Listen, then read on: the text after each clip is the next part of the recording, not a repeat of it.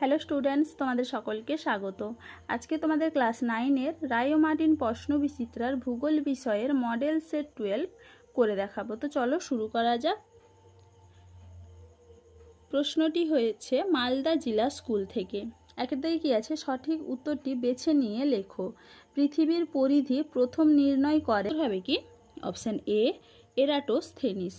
পরের প্রশ্ন কি আছে, পৃথিবী পৃষ্ঠের যে অক্ষাংশে কোনো বস্তুর ওজন সবচেয়ে বেশি হয় তা হলো অপশান ডি 90 ডিগ্রি।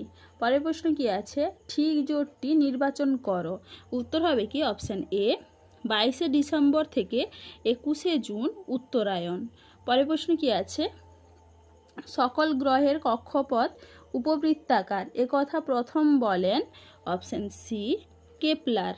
পরের প্রশ্ন কি আছে, ক্রায়োলাইট হলো একটি অপশান এ দুষ্প্রাপ্য সম্পদ। পরের প্রশ্ন কি আছে, বাইলাডিলা লৌহ খনিটি প্রদত্ত কোন রাজ্যে অবস্থিত? উত্তর হবে কি? অপশান বি ছত্তিশগড়ে। চলো এবার পরের প্রশ্ন কি আছে, ভারতের প্রথম জলবিদ্যুৎ শক্তি কেন্দ্রটি যেখানে গড়ে উঠেছিল তা হলো অপশান বি শিবসমুদ্রমে। চলো এবারে দুয়ের দাগে দেখে নিই। নিচের বাক্যগুলি শুদ্ধ হলে সু এবং অশুদ্ধ হলে অ লেখো।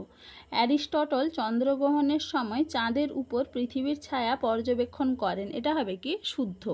পরের প্রশ্ন কি আছে, 22শে ডিসেম্বর সূর্য 22.5 ডিগ্রি দক্ষিণ অক্ষরেখার উপর লম্বভাবে কিরণ দেয়, এটা হবে কি? অশুদ্ধ। সঠিক উত্তর হবে 23.5 ডিগ্রি। পরের প্রশ্ন কি আছে, ভারতে সঞ্চিত কয়লার বেশিরভাগই বিটুমিনাস জাতীয়, এটা হবে কি?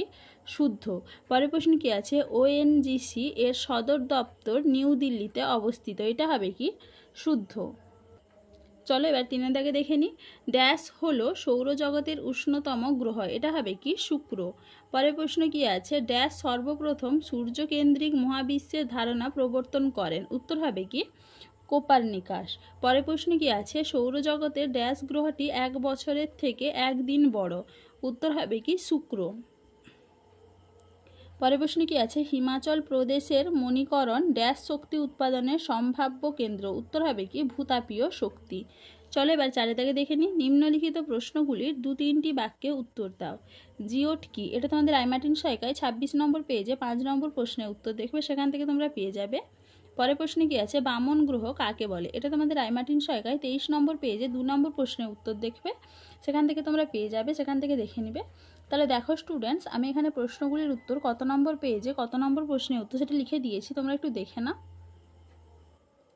এইসব প্রশ্নের উত্তর তোমরা তোমাদের আইমার্টিন সহায়িকা থেকে পেয়ে যাবে, সেখান থেকে একটু দেখে নিবে।